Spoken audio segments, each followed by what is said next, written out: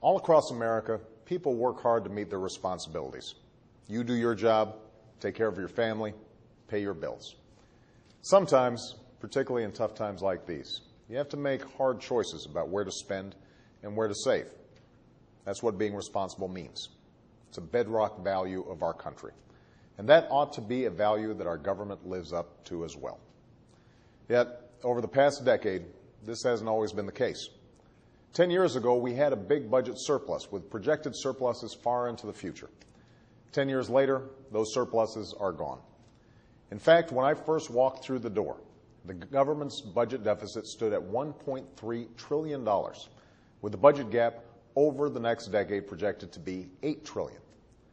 And partly the recession's to blame. With millions of people out of work and millions of families facing hardship, folks are paying less in taxes while seeking more services, like unemployment benefits. Rising health care costs are also to blame. Each year, more and more tax dollars are devoted to Medicare and Medicaid. But what also has made these large deficits possible was the end of a common sense rule called pay as you go. It's pretty simple.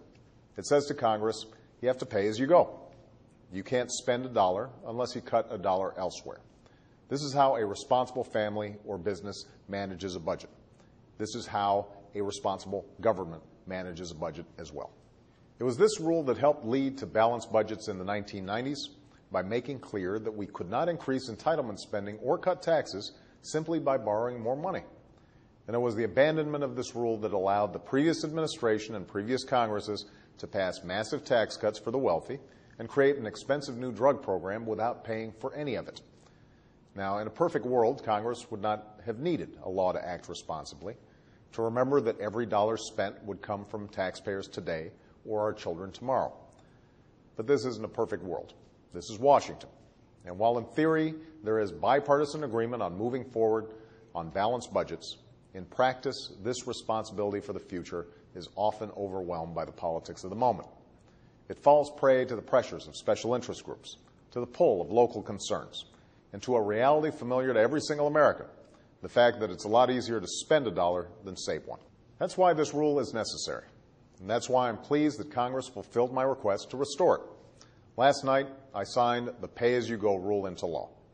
Now Congress will have to pay for what it spends, just like everybody else. But that's not all we must do. Even as we make critical investments to create jobs today and lay a foundation for growth tomorrow by cutting taxes for small businesses or investing in education or promoting clean energy and modernizing our roads and railways, we have to continue to go through the budget line by line, looking for ways to save. We have to cut where we can to afford what we need. This year, I've proposed another $20 billion in budget cuts. And I've also called for a freeze in government spending for 3 years. It won't affect benefits through Medicare, Medicaid, or Social Security. And it will not affect national security, including benefits for veterans. But it will affect the rest of the budget. Finally, I've proposed a bipartisan fiscal commission to provide recommendations for long-term deficit reduction. Because in the end, solving our fiscal challenge, so many years in the making, will take both parties coming together, putting politics aside, and making some hard choices about what we need to spend and what we don't. It will not happen any other way. Unfortunately, this proposal, which received the support of a bipartisan majority in the Senate, was recently blocked. So I will be creating this commission by executive order. After a decade of profligacy, the American people are tired of politicians who talk the talk but don't walk the walk when it comes to fiscal responsibility. It's easy to get up in front of the cameras and rant against exploding deficits. What's hard is actually getting deficits under control. But that's what we must do. Like families across the country, we have to take responsibility for every dollar we spend. And with the return of pay-as-you-go, as well as other steps we've begun to take, that is exactly what we are doing. Thanks.